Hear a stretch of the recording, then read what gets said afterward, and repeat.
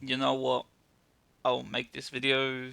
This was just something and I even pretty much just came up with it when I was diving and deeper and thinking with Ruby Volume 8, and the only person I've mentioned this to is a friend of mine, Pro. And the funny thing is, like, I it's a disappointing prediction. Even when I told Prey, it was just like, it's ridiculous, but at the same time, it's reasonable given what Kruby and Rooster Teeth are capable of, what they've shown that they're capable of. Um, so it's like, it's a realistic prediction. This is not me shitting on Kruby at all. This is just me being as realistic as I can with this prediction. This is taking what I've seen from the past, putting it all together, and it's like, it's a reasonable thing for what Kruby could do in the future with Volume 8. One, we know they're going to make Ironwood the bad guy. The only way, but they're trying to do this morally grey bad guy shit. This is built into this idea. The other thing is, um, we have this perception that Volume 8 is going to be all out war. It's going to be like 10, 12 episodes of just war. Realistically, we know they're not capable of animating that. The fact is, Rooster Teeth Kruby, they can't animate 12 constant episodes of warfare. They can't produce something that's on the level of the Saga of Tanya the Evil movie, which is equivalent of like 90 minutes of warfare. They can't do that. They have limitations on how much action they can get in and everything. We are aware of that.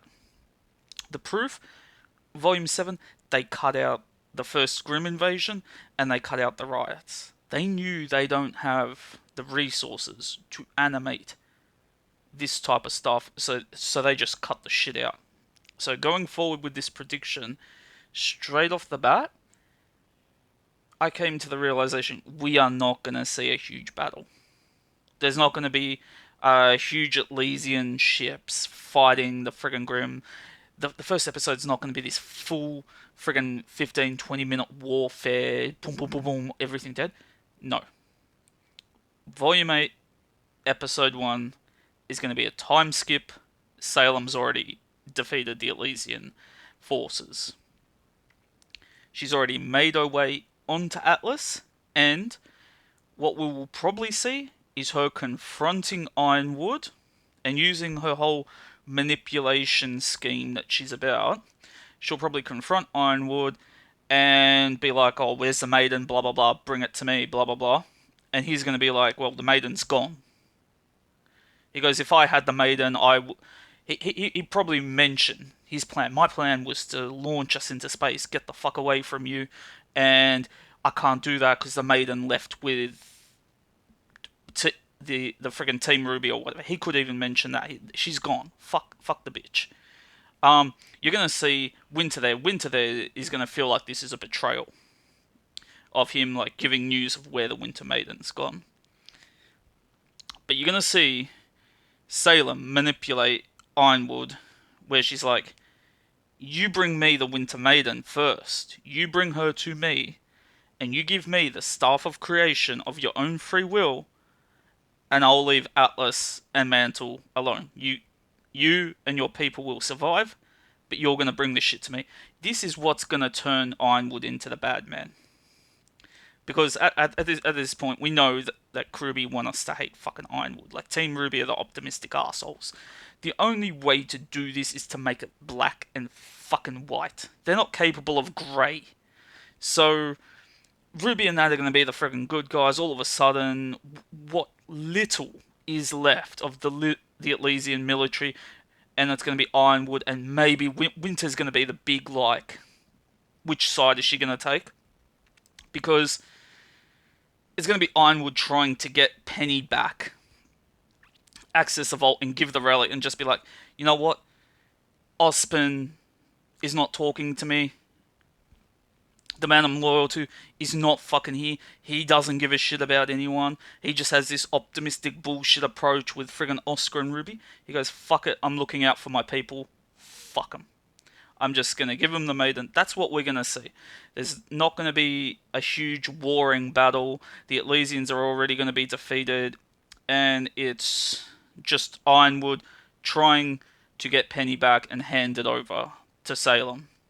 And of course, you can ask, oh, how can you believe anything Salem says? Well, you got to ask. He's believed, up to this point, he's believed everything Ozpin has said.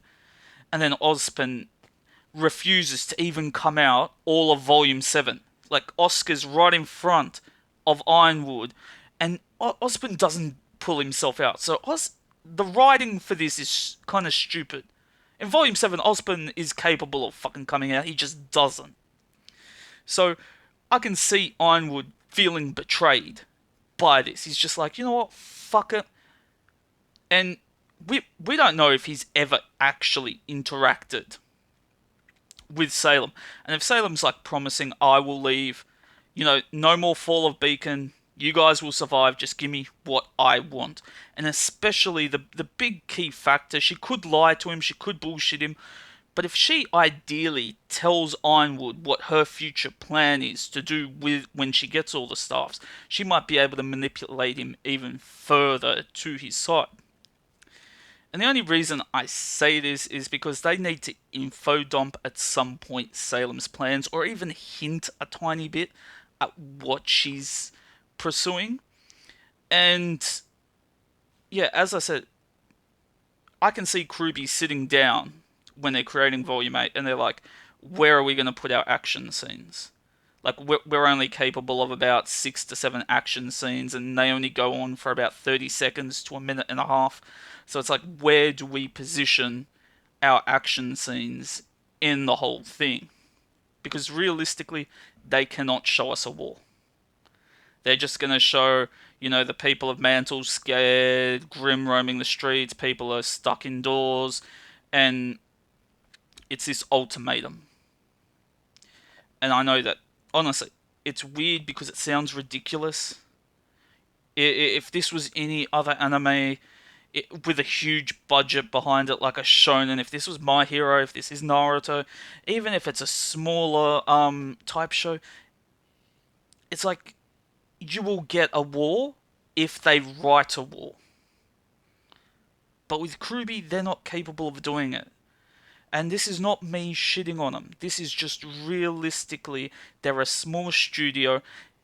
With the companies that back them, like Warner, like AT&T, honestly, if these companies had the brains, they would dump a shit ton of money on Rooster Teeth and just be like, create something massive and impressive. But they're not. They're owned by these big companies. These big companies are just like, fuck you. We own you, but we're not going to help you by increasing your budget. And with the whole coronavirus thing, restrictions are put on even further. People are not allowed to work together in an office. They're not able to really redirect. So I'm honestly thinking we're going to see less action in Volume 8 than we have in Volume 7. Because realistically, it's like the communication that goes into fight choreography and all that. With the coronavirus, they're not at Rooster Teeth headquarters. They're not in the same room. They're not working together. This is going to be a headache volume. And I'm just being realistic to you as much as I can. And I'm like... And I'm not shitting on Kruby. It's like, this is going to be a very hard volume for them to make. Whatever Miles and the other writers have written, I think they've had to even tone down what they've written to make a realistic plot of what can be animated under the circumstances of both the budget, the coronavirus, and just what they are as a studio. This prediction in any other anime would be really shit. It'd just be like, you wrote a war scene and then you didn't deliver. But, with the way they cut shit in Volume 7, this is a very realistic approach. They're just going to cut out a lot of the action in Volume 7, Volume 8. and you're only going to see little fights here and there. Here and there. You're not going to see the Elysian battle fleet encountering the fucking whale.